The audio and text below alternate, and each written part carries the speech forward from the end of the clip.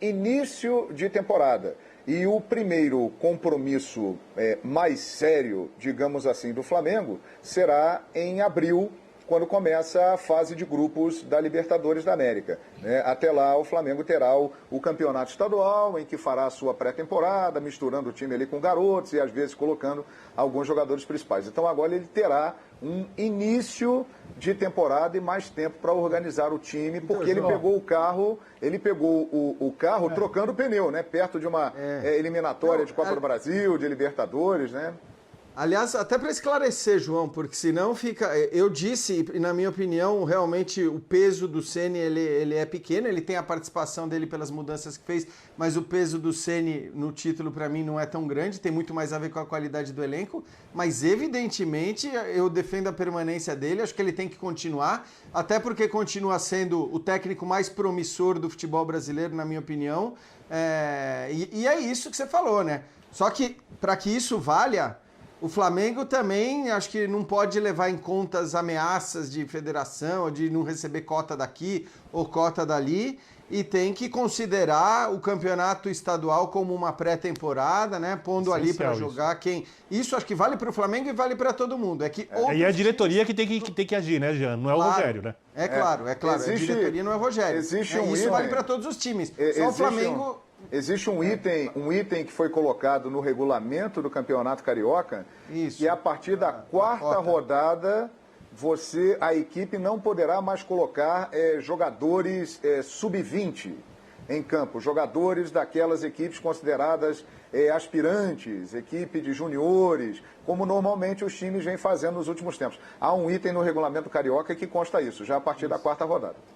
Agora, Calçade, possa desafiar, né? Calçade, o que eu fico pensando é assim, tudo bem, eu ouvindo atentamente aquilo que vocês estão dizendo, e faz todo sentido, né? Essa espera pela melhora, um pouco mais de paciência e tudo, mas a temporada continuará a ser atípica, como lembrou agora o João, daqui a pouco o time titular do Flamengo estará em campo de novo, ou no Campeonato Estadual do Rio, e um pouquinho só mais para frente, já estreando na fase de grupos da Libertadores, então vem o Campeonato Brasileiro, entra tudo num bolo só.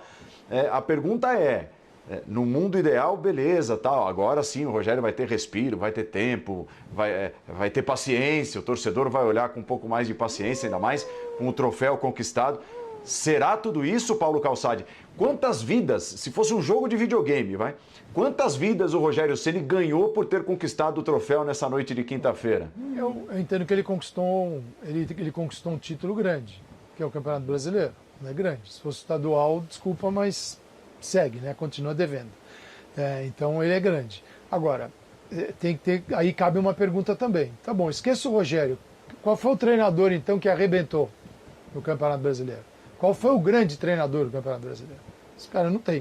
O São Paulo está saindo do Atlético. Para mim, ele sai até machucado, porque é difícil confiar no São Paulo a partir de agora, né? É difícil. A gente falava que era um pacote duro de administrar, e no final da temporada está provado que é um pacote duro de administrar. Então não é São Paulo, não foi Abel, não foi o Rogério Ceni, não foi o Fernando Diniz. O Cuca talvez, né, foi Calçade? Olha, o Santos tem um milagre, né? Realmente o Santos, e a gente sempre comentou muito isso, principalmente na Libertadores, né, que o Santos operou um milagre por tudo. Talvez tenha sido o cara com o maior nível de... Sim, o maior nível de problemas, em todos os sentidos, o Cuca ele teve no dia a dia. E ele conseguiu. Por que eu quero chegar aí? Porque senão nós vamos tratar o Rogério e todos os outros que trocaram, que assumiram os seus clubes com a bola rolando, como se isso não tivesse nenhum problema, como se eles tivessem tido assim 10, 15 dias entre um jogo e outro para treinar. Ou a menos que a gente fale assim, olha, aqui a vida de treinador é essa, ele vai na conversa, ele muda na conversa, porque no campo ele não consegue fazer. E a gente vai passar a cobrar apenas pela conversa. E ponto final. Porque se a gente quiser um padrão minimamente decente de futebol, de treinamento, né, uma relação mínima, né, daquilo que deve ser o certo, a gente vai ter que, infelizmente, olhar para o trabalho de cada um e achar até que é bom. Eu lembrei de um nome que eu acho que merece destaque. Odair Hellmann, no Fluminense, enquanto esteve por aqui, fez Pegou a malinha e foi embora antes. Exatamente. Enquanto esteve por aqui, fez um trabalho excelente, assumiu o Marcão, né, que depois da chegada dele nos primeiros jogos foi mal, mas o que conquistou o Fluminense com o Odair Hellmann foi muito importante para uma retomada, levou o Fluminense, que no início do campeonato se projetava que iria brigar para não cair, a chegar à última rodada com possibilidade de entrar na fase de grupos da Libertadores da América, né? Então, o Odair Hellmann, no meu entender, que ficou boa parte do campeonato também, merece uma lembrança. Eu só citei o Cuca porque eu acho o seguinte, o Cuca não é só pela Libertadores, não. É que a hora que ele caiu no Brasileiro por opção, porque ele estava olhando para a Libertadores e passou a escalar um time misto. E na hora que precisou voltar para o Campeonato Brasileiro para dizer, vou garantir pelo menos o 8º lugar para estar na próxima Libertadores, ele conseguiu. Então, assim, foi um técnico realmente que teve uma temporada muito boa. Para mim, foi o melhor técnico da temporada no futebol brasileiro. E, de novo, voltando para o Ceni só, evidentemente que quando eu digo que eu acho que a parcela do Ceni não foi grande nessa conquista, não é de maneira alguma desmerecendo a capacidade do Rogério Ceni ou o futuro do Rogério Ceni ou o que ele pode vir a fazer pelo Flamengo. É só uma constatação, até em cima do que disse o Calçade, de que a gente não pode ignorar, seja o contexto geral, seja o momento em que ele assumiu o Flamengo, porque senão também é aquela história, né? Se o cara chega no meio da temporada, a gente pega e fala... não, mas pera lá, o cara vai mal, a gente fala, não, pera lá, mas não dá, né? Como é que vai cobrar o cara que acabou de chegar? Como é que vai querer que ele mude o time de uma hora para outra?